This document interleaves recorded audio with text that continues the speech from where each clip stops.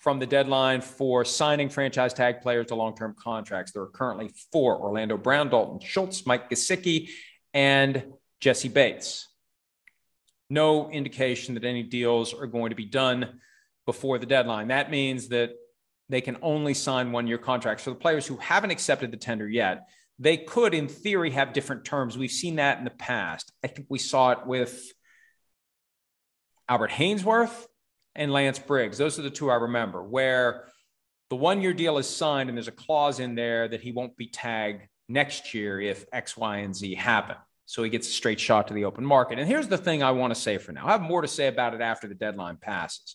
But let's remember what the franchise tag is. And this comes right out of Playmakers. This is something I've been saying for years. The franchise tag is a device made available to the teams to keep one player a year off of the open market.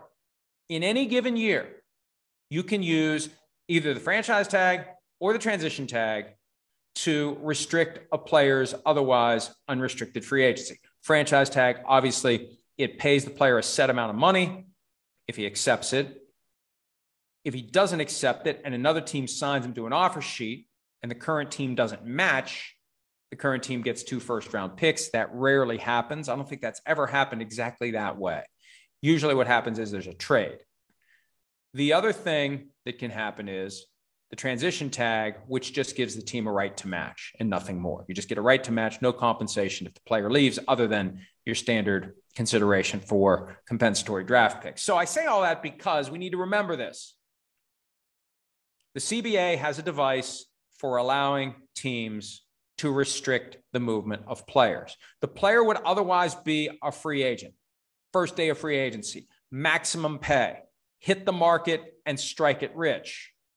The league and the union have decided to create this device for every team, 1 player per year, to say, sorry, you're not going to the open market.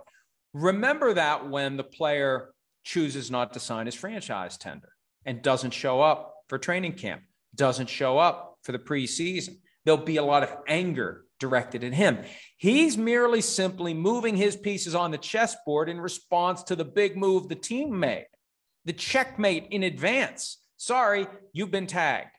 That activates a process that gives the player rights. He doesn't have to show up for training camp. He doesn't have to show up for preseason. He's not under contract, and he can show up just before week 1 and make the full amount of his money. The only risk, they rescind the tender and make him an unrestricted free agent. That's happened 3 times in the last 20 years. Jeremiah Trotter, Corey Simon, Josh Norman. Now, Josh Norman's was rescinded in April, not long before the draft, and Washington gave him a big contract. Washington gave Jeremiah Trotter a big contract when he was rescinded.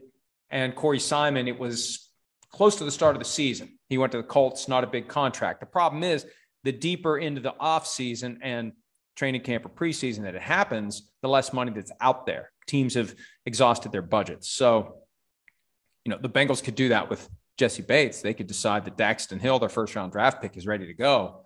We can clear up $12.9 million in cap space right now. And that's what's amazing. It's $12.9 million for 1 more year with Jesse Bates in Cincinnati. Hill's contract pays out $11.9 million over 4 years total. So, ultimately, football is family. Anyone who pays attention to this program, PFT Live, PFT, PFT PM, all of our products knows that football is business. And they say football is family because it's good for business to say football is family. Bottom line, the teams make business decisions all the time. Using the franchise tag is the ultimate business decision, and it hurts the player who otherwise would go to the market and get a hell of a lot more on a multi-year deal than what he's being offered on a 1-year deal. Just remember that when the player takes advantage of the rights available to him. Don't get mad at the player. If the team hadn't used the franchise tag, we wouldn't even be having this conversation. The team made the move that kept the player from getting the money that he has earned based upon his performance so far under the contract that just expired. So remember that as we get toward Friday. If none of these guys sign, don't get mad at them.